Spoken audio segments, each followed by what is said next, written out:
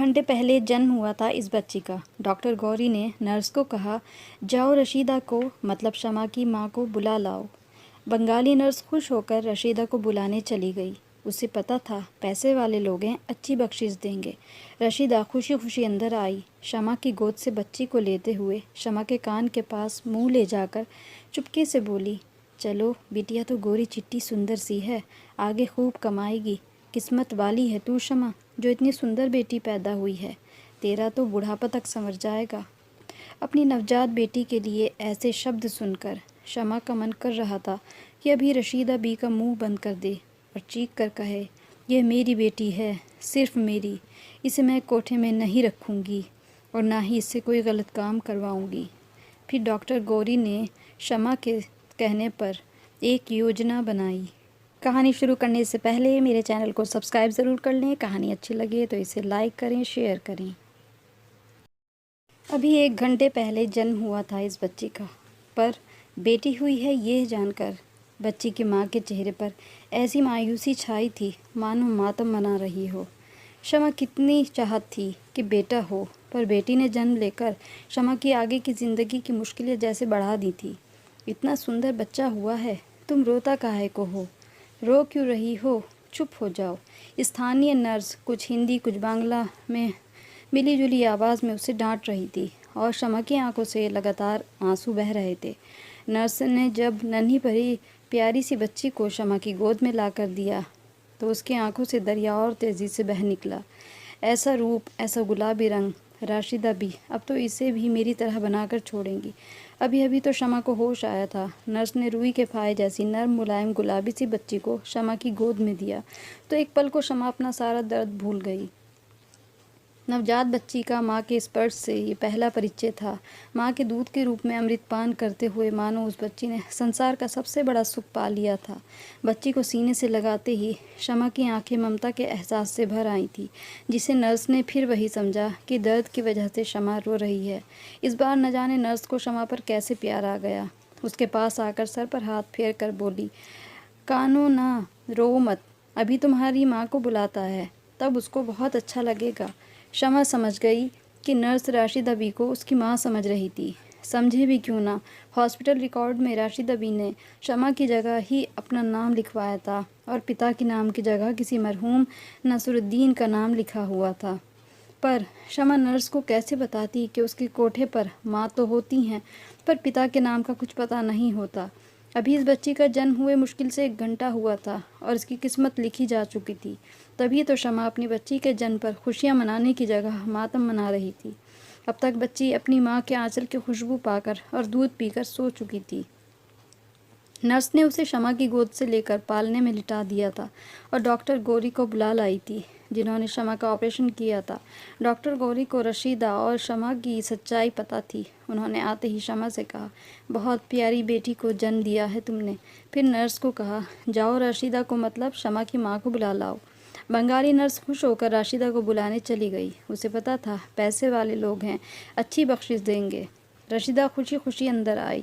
शमा की गोद से बच्ची को लेते शमा के कान के पास मुंह ले जाकर चुपके से बोली, चलो बिटिया तो गोरी चिट्टी सुंदर सी है, आगे खूब कमाएगी। किस्मत वाली है तू शमा, जो इतनी सुंदर बेटी पैदा हुई है। तेरा बुढ़ापा तक संवर जाएगा। अपनी नवजात बेटी के लिए ऐसे शब्द सुनकर शमा का मन कर रहा था कि अभी रशीदा बी का मुंह बंद कर दे और चीख कर कहे, ये मेरी बेटी है, सिर्फ मेरी। इसे मैं कोठे में नहीं रखूँगी और ना ही इससे कोई गलत काम करवाऊँगी। पर अभी अभी ऑपरेशन से उठी थी, कमज़ोर शरीर और क्लांत मन से चुपचाप लेट गई। थोड़ी देर में रशीदा बी कल आने का कहकर चली गई। उसके जाते ही शमा का दिमाग तेज़ी से काम करने लगा। उसने डॉक्टर गौरी को बुलाया और उनको बताया कि वह अब उस कोठे में वापस नहीं जाना चाहती, बच्ची को इस दलदल से बाहर निकालना चाहती है। बाद में डॉक्टर गौरी ने भी उसकी बात मान ली। उनके पहचान के एक पुलिस वाले को कहा कि उसके अड्डे यानी कोठे पर छापा मारा जाए। उसकी बात मानकर पुलिस ने राशिदा बी के कोठे पर छापा मारा तो बहुत सारे जोड़े पकड़े गए। कुछ भाग जाने में कामयाब हो गए। बाद में जब रशीदा ने शमा को उस रेड के बारे में बताया तो शमा सब अनजान होकर सुनती रही। डॉक्टर और नर्स अब तक समझ चुके थे कि राशिदा शमा की मां नहीं बल्कि कोठे वाली है। शमा के हाव भाव और बोलचाल से वह काफ़ी संभ्रांत लगती थी। इसके अलावा उसकी बेटी हुई थी, इसीलिए उसकी असलियत जानकर भी हॉस्पिटल के स्टाफ की सहानुभूति शमा के साथ थी। शमा ने डॉक्टर गौरी से बार बार निवेदन किया कि वे कैसे भी उससे और उसकी नवजात बेटी को उस जिल्लत की ज़िंदगी से बचा लें। वे कोई भी काम कर लेगी पर उस कोठे पर वापस ना ले जाया जाए। डॉक्टर गौरी ने शमा को पूरा यकीन दिलाया और समझाया इस काम को बड़ी सावधानी से करना होगा ताकि राशिदा भी या कोठे के किसी दलाल को कानो कान खबर ना हो। इसके लिए डॉक्टर गौरी ने राशिदा को कल यूँ समझाया कि अभी शमा की स्थिति बहुत नाजुक है, इसलिए उसे अभी कुछ दिन और अस्पताल में ही रहना पड़ेगा। राशिदा भी मान गई, बस इन्हीं कुछ दिनों में सब कुछ करना था। हॉस्पिटल से डिस्चार्ज करा के डॉक्टर गौरी ने शमा को कुछ दिन अपने घर में रहने को दिया। इस बीच डॉक्टर गौरी ने राशिदा बी को रोज़ रोज़ हॉस्पिटल आने से रोका, ये कहकर कि अगर वह बार बार आती जाती रहेगी तो हॉस्पिटल में सबको उसकी असलियत का पता चल सकता है। फिर कुछ दिनों के बाद शमा ने खुद राशिदा बी से कह दिया कि अब वह या उसकी बेटी उस कोठे जैसे दोज़ख में वापस नहीं जाएगी, और अगर राशिदा बी या उनके किसी आदमी ने उसके साथ ज़बरदस्ती की तो शमा पुलिस में शिकायत कर देगी। शमा के सख्त लहजे और आत्मविश्वास से राशिदा भी एकदम नरम पड़ गईं और चली गईं। अब सबसे पहले ज़रूरत थी शमा के आत्मनिर्भर होने की, तो इसके लिए डॉक्टर गौरी ने उसकी बहुत मदद की। उन्होंने शमा को पहले तो हॉस्पिटल में सफाई कर्मचारी नियुक्त किया, फिर कुछ महीनों के बाद उसे अस्पताल के काम सिखाकर बच्चों के वार्ड ड्यूटी दिलवा दी गई। शमा का प्यारा स्वभाव सबको अपनी ओर खींचता जो था।